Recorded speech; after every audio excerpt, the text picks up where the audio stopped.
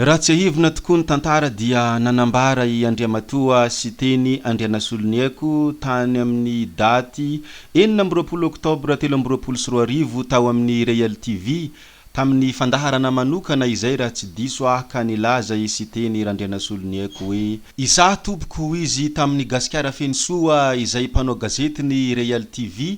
sy teny Andrianasoloniaiko ny anarako ary tsy mitsoka nizaniza aho raha mbola resaka momba any Madagasikara ary tena nasitsika isy teny Andrianasoloniaiko namoaka anio hafatra io ary mbola nampiny ihany koa ny hafatra izay manao hoe ary mba manohara izy fa ifankahita izahay roa ohatra ny hafatra direct mentefa any amin'ny filoham-pirenena Andry Rajoelina ny hafatra nalefany sy teny tamin'io 4 oktobra 2024 io ary nilaza ihany koa isy teny Andrianasoloniaiko tamin'ny fotoana io izay filazana manao hoe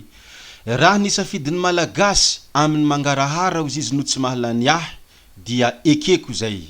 fa raha lany amin'ny tsy mangarahara izy ifiloha Andry Nirina Rajoelina dia tsy ekeko ary mahita zaho ianareo ary ho fantatra anareo ny anarako hoe sy teny Andrianasoloniaiko ny anarako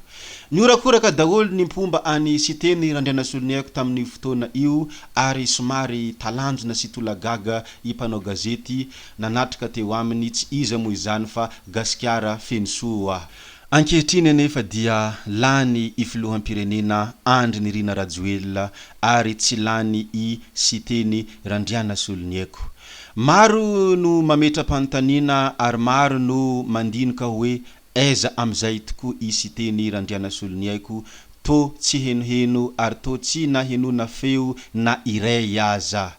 misy ny milaza hoe naneky tokoa izy fa hoe lany amin'ny mangarahara Andry Nirina Rajoelina ary naneky tokoa izy fa tsy ankafiziny vahoaka isy teny Andrianasoloniaiko zany no antony tsy hitenenany maro anefa ihany koa ny manoloana zany ny milaza fa hoe misy zavatra tiany ikomina any fa izy mbola tsy miteny mizaha paikady izay tena mahomby vinavina ihany ny olona fa tsy misy mahay izay tena any anaty lohany sy teny Andrianasoloniaiko araka ny filazany Didier Ratsiraka tamizany tamin'izy nanontaniany Ontina Real hoe ahoana ny fieveran'ny frantsay anao ry amiraly Didier Ratsiraka ary ka namaly Ratsiraka Didier hoe tsy aviany anaty lohany frantsay ka hahay izay mety fieveranjare ahy eto zany dia tsy misy mahay izay ao anaty lohany sy teny Andrianasoloniaiko satria isika rehetra dia tsy aviany anaty lohany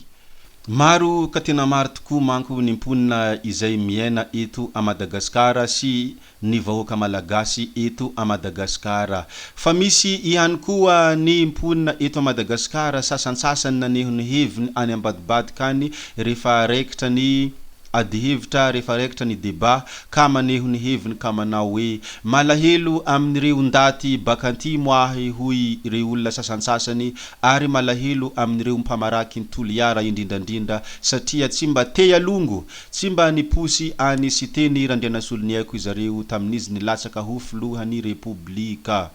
resakiny ka resaka tsy dirantsika lalina kory iny fa ny olona rehetrarehetra dia samy amin'ny safidiny tsy ho terena kory ny olona rehetrarehetra hankaty izay zavatra tiany na hoe hankahala izay zavatra halany fa tsetsatsiagitra iny andrasantsika